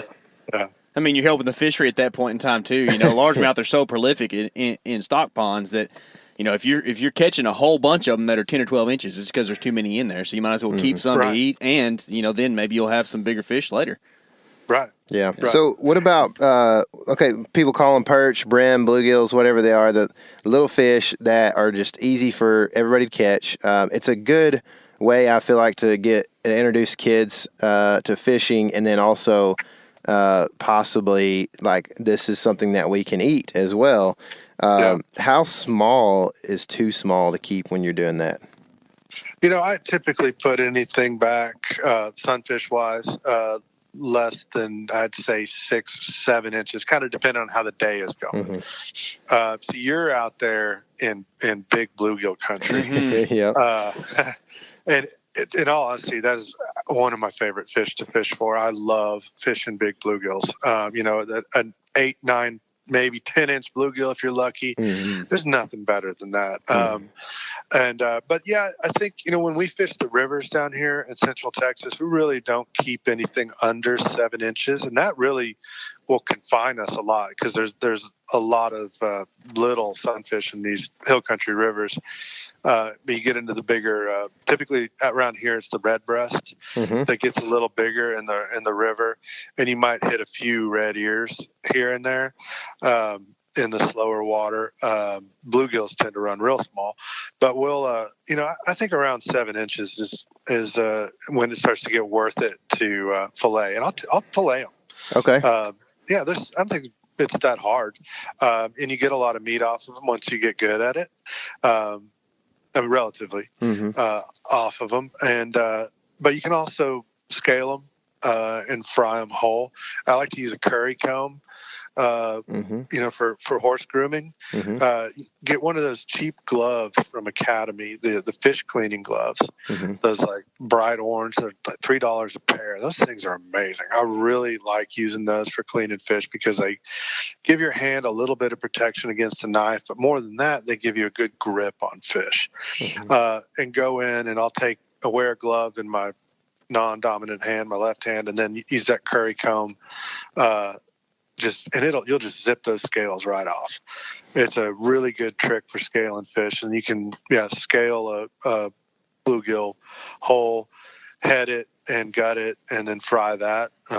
Really good, or fillet them and fry them. I hardly ever do anything besides fry them. Yeah, and fillet, you're taking the skin off as well on the outside, right? Yes, I take. Gotcha. Whenever I fillet, I'm typically taking the skin off, except if it's maybe I can't think of any. Maybe like a trout, like a true mountain trout, or like a stalker rainbow or something like that. I'll leave the skin on. So there's a big variance of species in like the panfish varieties, and let's take crappie out of this equation, because they're kind of their own thing. But you mentioned red breast, red ears.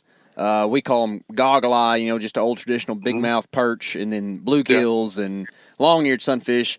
Are they all going to pretty much do the exact same thing cooking-wise, or should you treat one of those a little bit differently? No, in my experience, those are all going to eat just about the same. And then around here, we have those Rio Grande cichlids, which is not even a sunfish, but they almost, in size and shape, and they almost behave just the same as all the sunfish. I hate to be like a hippie sometimes, but I just am. I just have a hard...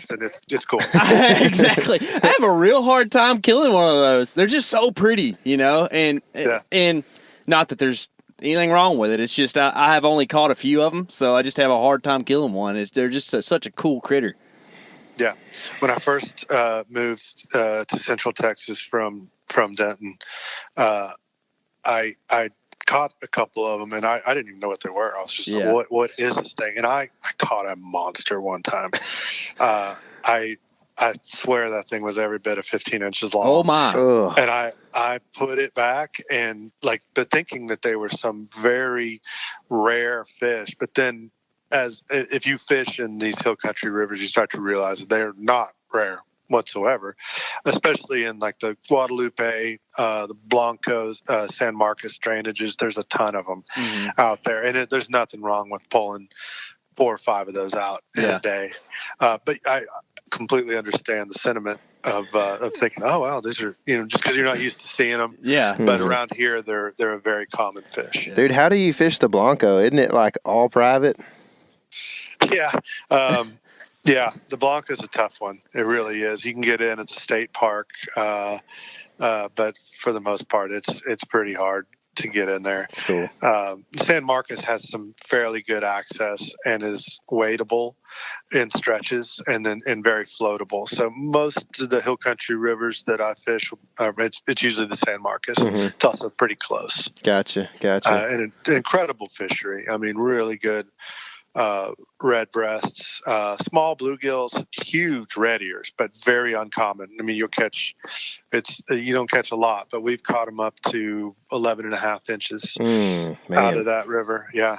And good channel cats out there too. And you can catch them all in the same bait. You know, we drift mealworms out there and in kind of a mixed bag of just about everything, and cichlids, and the Rio Grande cichlids as well.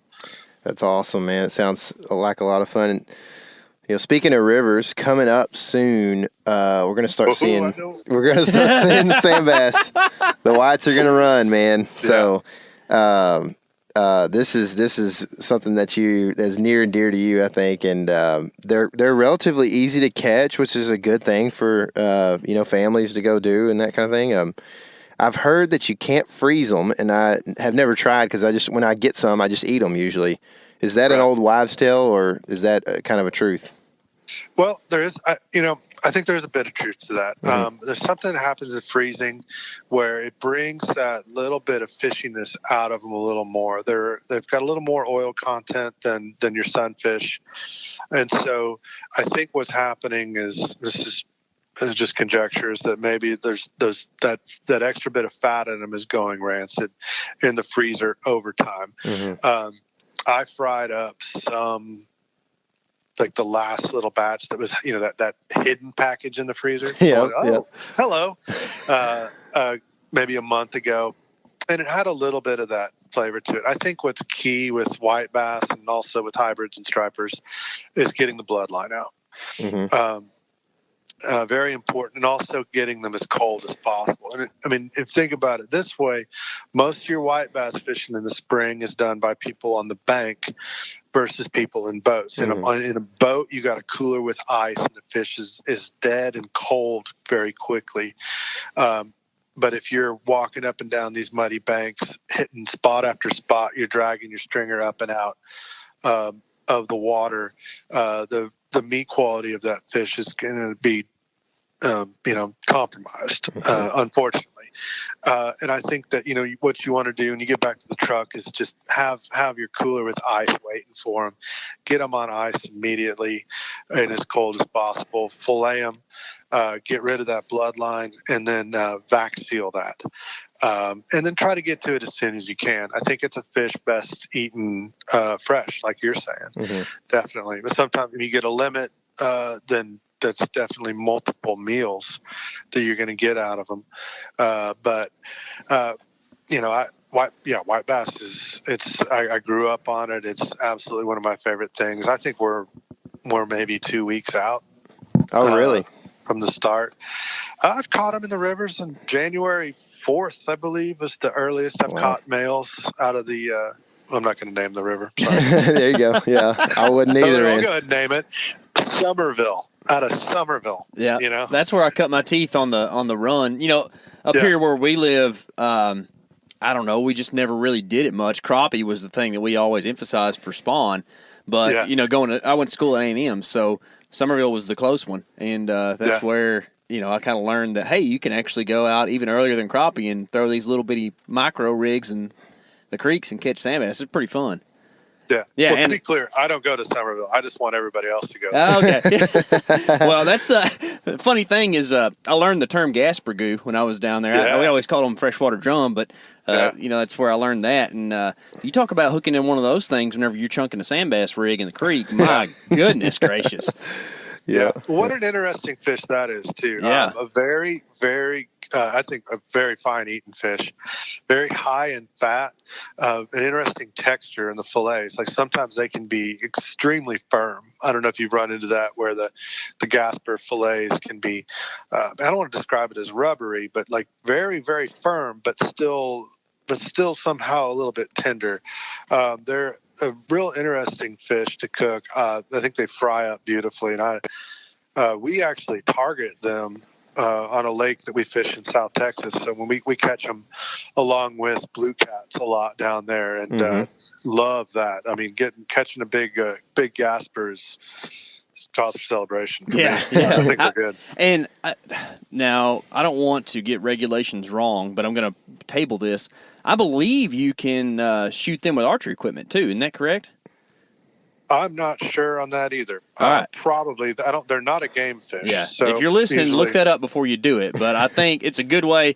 I'm always looking for that niche where, not that I bowfish that much anymore, but if you can go out and actually obtain some legitimate good eating fish by doing it, I'm all about it. Yeah. If it's a means to an end. Gar is fantastic. We caught a gar the other day. It was a real slow day. We got one blue cat and one gar. I was just as happy about the gar because it was perfect eating size. It was about 2 feet long. I mean, they are understandably hard to clean, but the payoff is really good. The meat of a good, small gar is incredible. I liken it to chicken thigh. They're just hard to clean. It's not really something that can be described verbally. You kind of have to see it. But once you get it down as to how you do it, and if you have the equipment, notably like pruning shears, it's pretty easy actually. And you get these long, like loin-like fillets off of them, almost like a backstrap, and then you can slice that and fry it. And once you've had it, you'll never call them a trash fish. I've had gar balls and that's about it, but I feel like that's kind of a cop out almost. It's just a way to make something, taste okay. Sure. But I've been kind of interested in that. I kind of gone on a, just a span where I don't pick up the bow fishing rig anymore because I kind of, in my younger years, did some things I'm not as proud of with bow fishing, and kind of have a bad taste in my mouth about it after I've grown older. But there's a lot of cool things out there that we just always kind of assume is trash fish, and really, if you take the time, who knows what you can eat out there. I grew up with the fact that you didn't eat freshwater drum, but like you were saying, about 6 years ago, I ate my first one, and it's like, hey, this tastes pretty good. It's just another fish. Great. Yeah. So what? Yeah, I mean, a good example of saltwater would be a gaff top. Yeah. One of my favorite fish out of saltwater is the gaff top, and people hate them. They're slimy. They're pretty. Yeah. There's no debating that. Yeah. But I mean, I think it's a fantastic fish to eat. Yeah. Yeah. So on the saltwater thing, that was something else we kind of wanted to talk about a little bit. It seems like in freshwater, a lot of the fish that you eat are kind of a semi-firm, white, flaky fish, right? And, I guess we skipped freshwater catfish. Do we want to hit that real quick? I mean, we can. I kind of want to know also, because you're such a fan of white bass, how you do them most of the time. I fry them. Yeah. Okay, that's fine. I love fried fish. To me, is just amazing. Whether it's a fish taco, and there's different breadings and stuff I'll use. White bass is one of the things that I'll step out a little bit and maybe do just saute it. Well, take the fillet and don't bread it at all. I'll put it in a hot pan with olive oil and just let it sit there without moving it until it gets a nice crust on that one side, and then carefully flip it. I enjoy the flavor of fresh white bass so much. And, in the spring, so many great vegetables are starting to come in that I feel like work well with white bass, like fresh peas, artichokes, asparagus, like those good green spring vegetables that are just so nice with them. And also another thing that I almost always eat with white bass is wild onions, because if the white bass are running, the wild onions are growing, and vice versa. So it's something that I almost always come back with a handful of wild onion, along with, obviously every time I go out, I get a limit. Right. But, wild onions. The wild onions, are those like the little green shoots that grow white flowers on them? Is that what you're talking about? Okay. Yeah, and they smell just like an onion when you cut the grass or whatever. Yes. I got you. I think that, between photo period and rainfall and temperatures, that they are triggered by the exact same thing that indicates to the white bass that it's time to spawn. So Gotcha. It's cool. So, Is there any other way to do a catfish, or is it? I mean, is frying the only way? That's the only way I've ever done a catfish. You know, I think catfish. Lately, one of the things I've been doing is I will bleed a catfish out. So cut it once you catch it. If you've got a cooler handy, great. Take it, cut it right behind the gills, and bleed it out real well. And you'll see a noticeable difference in the texture and color on the meat. And then I fillet them out and then skin them. If the catfish is, I'd say 3 pounds or above, then I will get what I call the third fillet, which is that belly off of it. And I trim all the silver off of both sides off of it. And then you get like 2 really good, fatty, almost like nuggets off the bottom.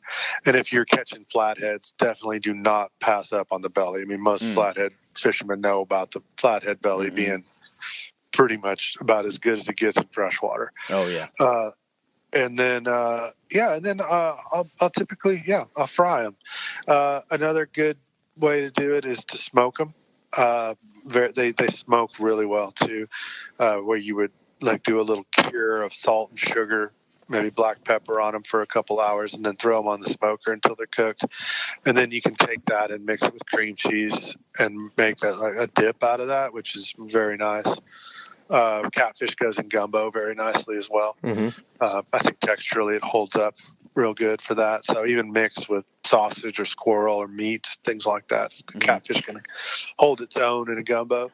Cool. I love catfish. Wild catfish in particular. I really don't care so much for the farm raised stuff, but sure. But I love the wild catfish, particularly out of a river. On those bigger cats, do you ever go in and get that? I call it the cheek, but it's like that muscle kind of right up behind their eye. Yeah. If they're big enough, grab that. It's kind of the same composition as the belly. It's got that it's firm but tender. It's got a lot of fat to it, and it's definitely a prime part of it. Yeah. Okay. So earlier.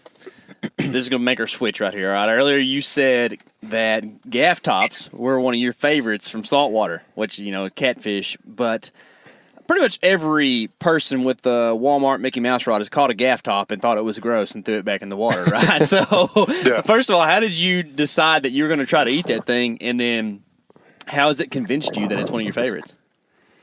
Well, I'll make the differentiation first between a hard head and a gaff top. So the gaff top's got that really long dorsal, and they tend to run a lot bigger. Here's my thing about gaff tops. It's like, let's get a disclaimer up front. We're going to be clear. I know they're slimy. I know they're incredibly slimy. I've caught a gaff top out of muddy water before where I knew it was a gaff top before I saw it because somehow the slime from the fish had migrated about 15 feet up my line. You know what I mean? It's just like that slime. It's just like it's coming right for you. Yeah. Did you ever read a magazine called Sport Fishing Magazine, Saltwater Fishing Magazine? You know what I'm talking about? Yeah. Every April they have an April Fool's column in there, and they don't tell you it's April Fool's, And one of the columns, this is the first time I ever read it when I was a kid, one of the columns was that they were banning the fishing of gaff tops because people were licking the slime and it was a psychedelic, and they were going to start banning the fishing for that's solid. It was good, man. I was like convinced as a 10-year-old like that was a thing. It's weird. But anyways, slime on the line. Gross. Yeah. I mean, the thing with the gaff top, if you're waiting and you got them on a stringer, it's one thing. But in a cooler, I know that they're going to slime everything up real bad. And we work with a lot of guides for our schools, and I'll always be up front when in the booking. I'm like, and listen, I got something else for you. If you catch a gaff top, you're keeping it. And they're like, I'm like, if you need, I'll even provide a second cooler for it, which works. If you really want to do it the right way, and you know you're going to get into some gaff tops, and I'm going to give you the reason why you should appreciate gaff tops more here in a minute, but bring a second cooler and make a very cold ice slurry in there, so like a ice and water. And as soon as the gaff top comes in the boat, just swing it right in there, unhook it in that slurry. It'll kill the fish humanely and quickly and get it cold, and it'll also kind of neutralize that slime, or more to the point, it'll kind of just make the slime a little more scrapable. Yeah. So but then you just go and you clean the gaff top as you would any other catfish after that. My point with the gaff top is you're out in the bay. It's beautiful. It's breezy. It's partly cloudy. Whatever it is that you love, you're casting lures. You catch a fish that's a 6-pound fish that hits the jig really hard. It fights really hard. It tastes really good. You get it to the net and you're disappointed. And I'm like, well, what about this whole equation? Where did that fish fail you? Mm-hmm. You know, and it kind of boils down to the slime and the mythology behind that fish, and that it served all those other purposes. You know, it hit all those notes that you want out of a fishing experience. Puts up a good fight. They hit lures. They hit bait. And they're actually, once you get past that one thing that we don't like about them, they're delicious. I think they taste like a very mild, kind of refined catfish flavor. And then again, those can be fried. We served some fried fish to a bunch of guides once, about 4 guides. One of them came up to me in the kitchen and said, he's like, that's the best fried fish I ever had. What was that? And I was like, you have no idea how much pleasure it gives me to tell you that was a gaff top. and he couldn't believe it. And I was like, yeah, it's gaff top, you know, fluffy, white, perfectly good fish for frying right there. So, gaff top. You know, you talked about the mythology with them. One of the things that I've heard about them, and I guess this is something we need to be somewhat concerned with all fish, especially saltwater fish, is mercury buildup and other toxins. I've heard that gaff top are pretty bad about that. I don't know if that's the case or not, but is there just any general precaution for that with fish like that? You know, I can't speak to that too much. I think in general, mercury buildup is a thing with older, larger fish. So typically any species you're talking about as far as like heavy metal buildups, the bigger and the older the fish, the more it could be affected. And then also I think different fisheries are going to be affected more. So, you know, like a Galveston ship channel gaff top that's, 15 pounds, probably going to be more in that range of concern than a Baffin Bay 3-pounder. Yeah, since they come out glowing there in the Galveston Channel, it's just if the fish glows, it's probably not good to keep you right. But yeah, I guess Baffins. I actually looked at it on the map this morning. That's about as remote as you can get on the Laguna Madre or Texas coast. So pretty cool. Yeah, pretty cool spot there. So the Texas coast kind of has a big 3. That I always think about, right? So flounder, trout, and reds. And they all, kind of differing from freshwater fish, they all really are quite a bit different when it comes to, like the texture of the meat and whatnot. Of those 3, are you going to do them each differently? Or are you going to bread them and put them in grease like everything else? Or what do you think? No, actually, you do get into some more character when you get into saltwater. And I think what that enables you to start preparing things in different ways. And I have my favorites for all of those 3. I will say trout is probably I love it and I will eat it happily, but it's probably my least favorite.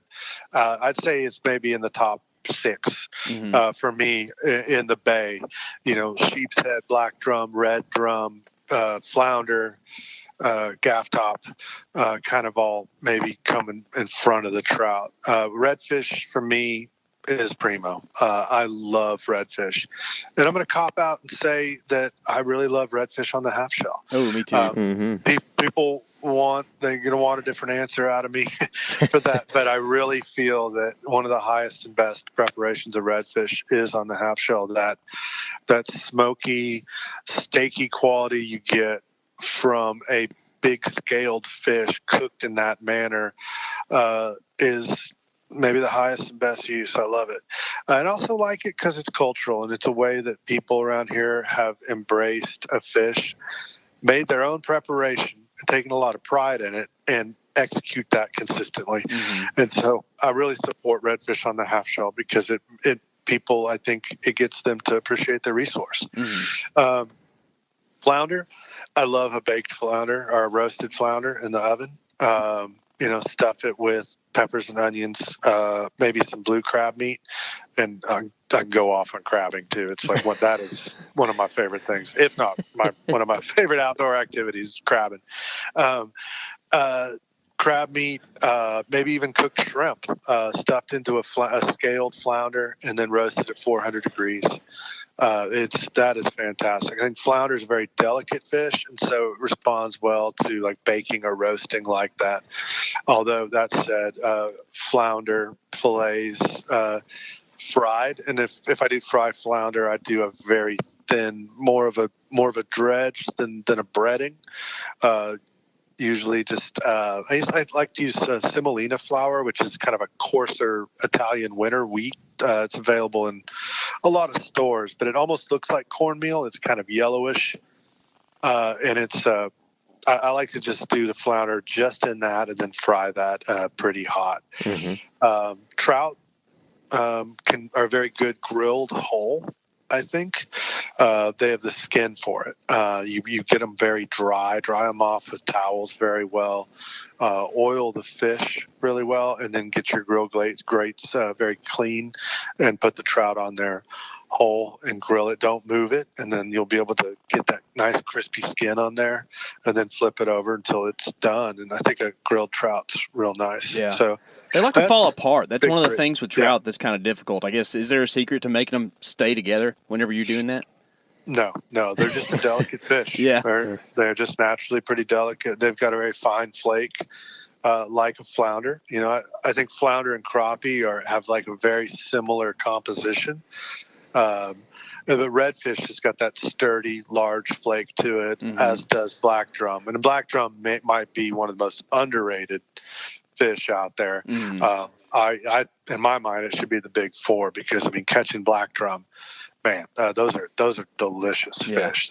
You can do anything you want. You can half shell them. You can fry them. You can roast them. The same thing with the sheep's head. You know, it's got that giant scale on it. When you're almost doing yourself a favor by cooking it on the half shell. Yeah. They're low yielding fish. For the size, you get a very small fillet off of them. But I think sheep's head is just, I mean, the flavor on those is delicious, probably due to their crustacean diet. Yeah, you know, they're very rich. They're fun to catch and pretty willing to take a fly. And that's what they actually became one of my favorites. I used to live down in Brazoria. So, I'd go hit Matagorda and go to the backwaters and sheepheads were kind of the bread and butter back there. It's what you'd find on all the oyster beds, and man, they're just fun and they're cool looking and, they just have those teeth. It's just a really unique critter. Yeah. Yeah, we actually do some flounder gigging and gig a few of those things too, because they'll kind of hang out at night in pretty shallow water and you're able to stick a few. Great fish, again, another underrated one. I think Shannon Tompkins, the famous Texas outdoor writer, he called him a fillet of crab. And I think that was very, very well put. Mm-hmm. Gotcha. Well, speaking of crabs, I did some blue crabbing off the East Coast on a vacation one time, and to get like a decent chunk of meat took a while. What's the best way to do the blue crab thing, man? It just seems like it's so labor intensive. Oh, it is. There's no way around it, right? No, you're doing it right. I got you. Yeah. Catch bigger ones? I don't know. Yeah, for real. You get those big males. I don't know. Crabbing is just something that I've really grown to love. Having a kid, being able to, go down to the coast and it's, you can either actively crab, chicken neck on a string, or you can passively crab by running a crab pot, so crab traps, which are relatively cheap and they can pay themselves off in a few days, a few good days of hauling crabs out of there. But it's something that I've just really grown to love. It's just figuring out where to put the traps, and there's very little science to it. There's you find out the best bait. I think the best bait is chicken. But fresh chicken I think works better than stinky chicken, and just knowing where to drop the traps.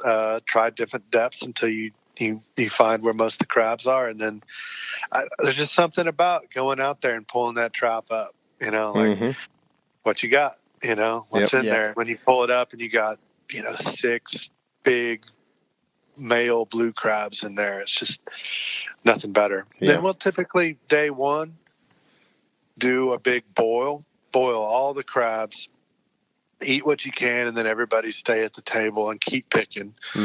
Keep picking, drinking beer, whatever it takes. Just keep them at the table, just keep picking, and then you have crab meat after that. And it's just like hunting. It's just like when you're breaking that deer down and doing all the work on the front end, you want to, so you can enjoy yourself after that. And then a couple quarts of picked crab meat for the next few meals.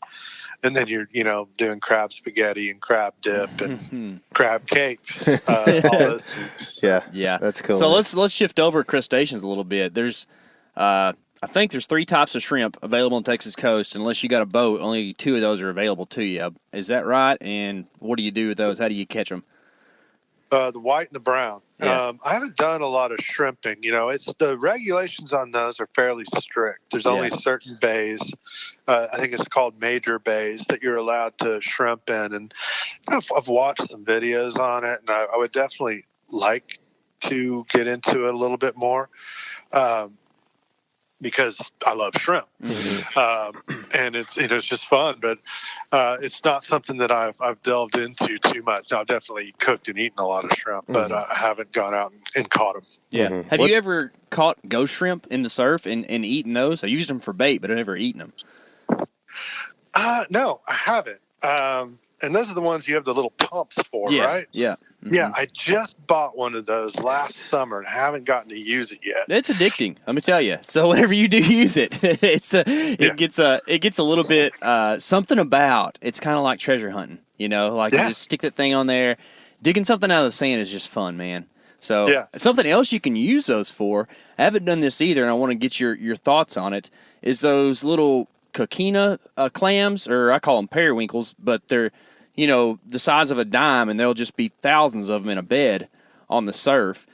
You can use those pumps to grab those, and then I've heard of people, washing them out real good and actually making a Texas clam chowder out of those. Have you ever heard of that? No, I saw a video of somebody in Florida doing that, but I am down for any of that. I love, crustaceans, crabs and shrimp and periwinkles and mussels and all that. I just love them.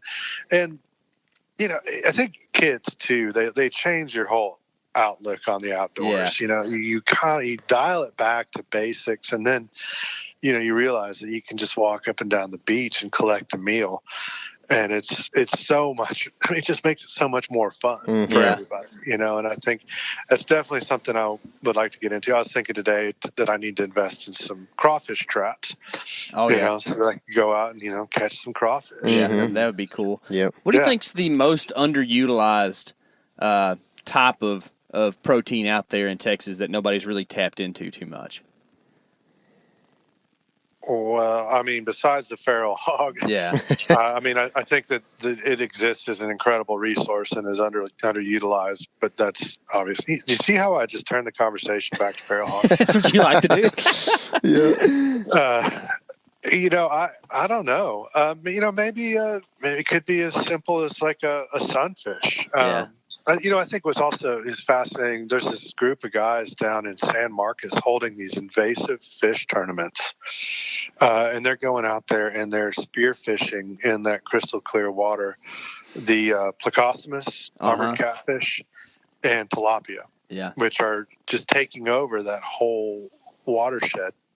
This might not answer your question directly, but what I see there is the utilization of a resource. An invasive resource, a destructive resource. These guys are turning it into a tournament, and then they have a fish fry at the end of it. And I couldn't support that more. Nothing like a fishing tournament that you kill the stuff and eat it. Now that's what I'm talking about. Instead of just killing it and throwing it back. Yeah, exactly. Yeah, man, that's cool. Thank you for spending so much time with us, Jesse. It's been enlightening, and frankly, it's about noon, and I'm starving. Oh my gosh! I'm still thinking about the hot bird thing, man. Goodness gracious! For sure. Yeah. So, how can people find the book? I have the book. I bought it when I went to your restaurant and didn't see you there, which apparently you're not there very often. So I probably won't go again unless you're going to be there. No, but the book is awesome, dude. I've used several recipes out of it, and it's just it's exactly what I wanted this podcast to be and what it turned out to be. It's just so common man food oriented, you know what I mean? It's just like I don't have to have some weird ingredient from a Chinese market that, you know, I don't frankly live beside because we don't live, you know, within an hour of Dallas even. So, you know, I love that aspect of it. So how can people find the book? And you have another one coming out too at some point, right? Talk about that. Yeah. The first book is called Afield, AFIELD. And you can just get it off of Amazon right now. We sell it at the restaurant, fine bookstores everywhere, really. And then I've got another book that I've been working on for years now, and it's going to be all about the feral hog, start to finish, hunting, trapping, different butchery techniques, different size hogs, many recipes. I think we've got 80 or 90 recipes in there. The history, physiology, shot placement, everything about feral hogs. It's cleverly called the Hog Book, and we hope to get that book out this year. We're kind of wrapping it up, but every time we think we're closer, we decide to add more to it. And so it's just been it's going to be worth the wait because I think it's going to be kind of the compendium of information on consuming feral hogs. So yeah, the first book available now, Hog Book, hopefully 2020. And then we've got our classes, our continuing education classes for new hunters and experienced hunters. We do private classes for groups on their ranch, or they can come to one of our partner ranches and come hunt hogs, deer, even ducks. We put together fishing classes down on the coast where we will curate the guides, lodging, food, everything. And that's under the New School of Traditional Cookery. And all this information can be found under the Daidue website. That's spelled DAIDUE, and that's the restaurant here in Austin where we serve tons of wild fish and game and all kinds of good stuff here. So, yeah, and if anybody wants to get in touch with me, I'm generally pretty good communication, and you can contact me through the website and get more information about any of that. Cool. We will link to all that in the show notes. So if you're listening and you're interested, feel free to look down there and go to one of those links. Jesse, can't tell you how much we appreciate it, man. Thanks for doing this. Yeah, I love what you guys do, and I mean, whenever you want to have a maybe too long conversation, you let me know. Okay, that sounds good, dude. You guys get it, and I really enjoy talking to y'all, and I think that your audience is the one that I want to talk to. So I really appreciate that. Thank you, man. Thanks, man. So we actually recorded this a few days ago, and for the football games this week, we had a chicken wing cook-off, and so like my family, we all like went head to head, and my wife won, but my mom's really good too as usual. But mine were the quail and pheasant that I had shot a couple weeks ago. And I did the hot fried birds recipe that is in Jesse's book that he was telling me to do. And dude, it is so good. Yeah, so good, I would man. imagine.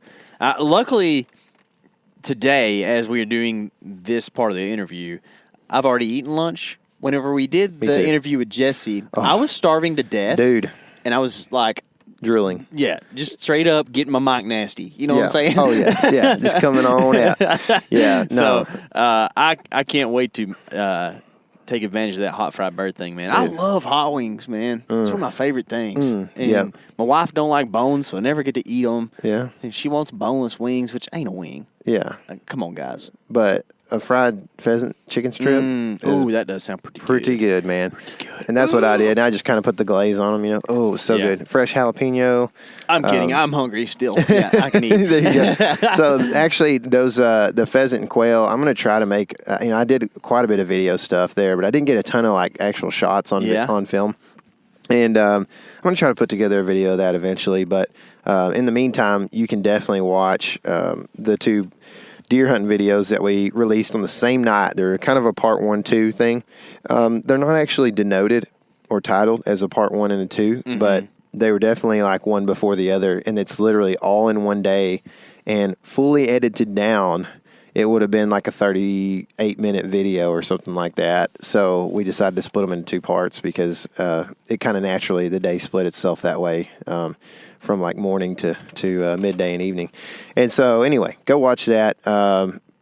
Also subscribe. Yeah. While you're there, be sure and hit the subscribe button because we like it when you get to watch our videos, guys. And the bell. If you hit the bell, this is an important thing for us because I'm trying to be transparent with you guys all the time.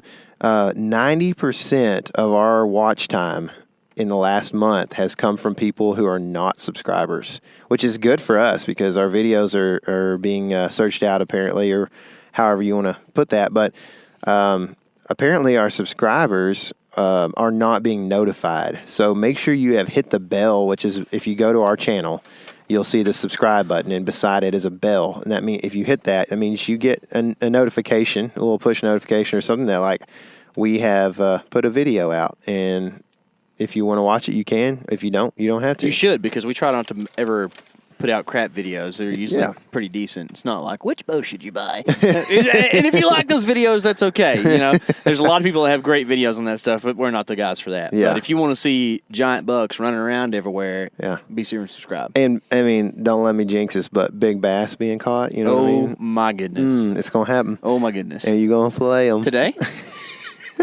Not today. Fillet. I'm going to scale them, dude. Yeah. Can you imagine scaling Fried a whole. 10-pound bass? Fried whole. That's right. Deep fried. Deep fried. Well, you think deep fried turkeys are cool. Wait till you see his bass come out. Dude, we're going to do it. We're going to do it. Anyway, go check those out. Subscribe. Also, subscribe to the podcast.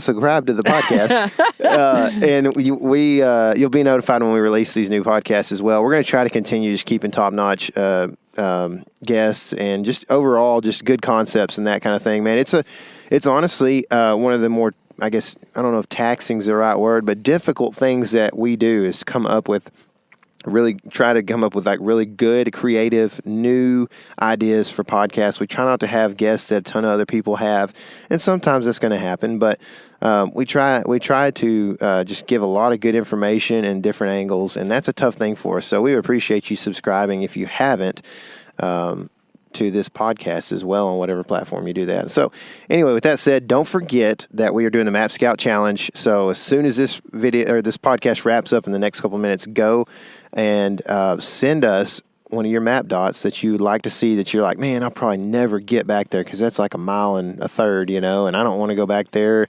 that bad. But, man, it would be nice because if there is a big deer back there, I'd probably go hunt it a couple times a year. Send that spot to us. We'll go check it out. We'll video the wide angle of it. We'll we'll show you the tracks. We'll show you the rubs, the scrapes.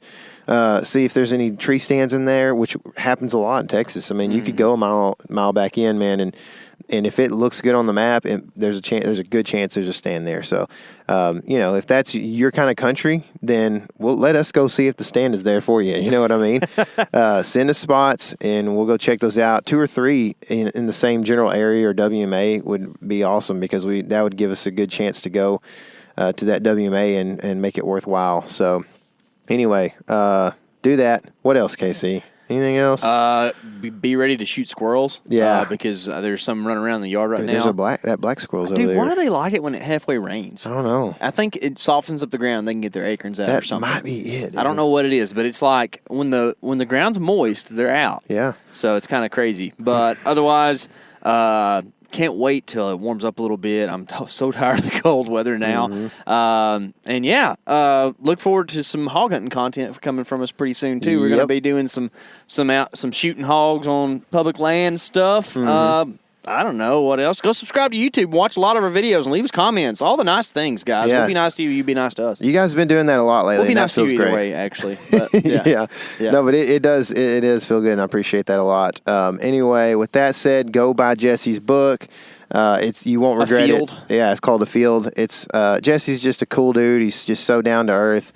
And I've been digging into his book since we interviewed him a few days ago, and man, there's just some good stories. It's so well written, as you could tell in the podcast. He has a great vocabulary, so good chance to learn new words. And be confused as well. And and then with that said, it'll inspire you to get out and go catch some beach fish or something like that, and start a campfire somewhere and kind of do that thing, man. It's just it's good to be inspired and get out in the woods because with what we do here, I mean, I spend a lot of time in front of a computer, and I cherish the time that I get to be outside, especially on a sunny day, which is not today. So anyway, go check it out. If you're ever in Austin, Texas, eat at Dai Due. It's a great restaurant. Been there once myself. Or the taqueria. So anyway, all right, guys. Well, remember, this is your element. Living it.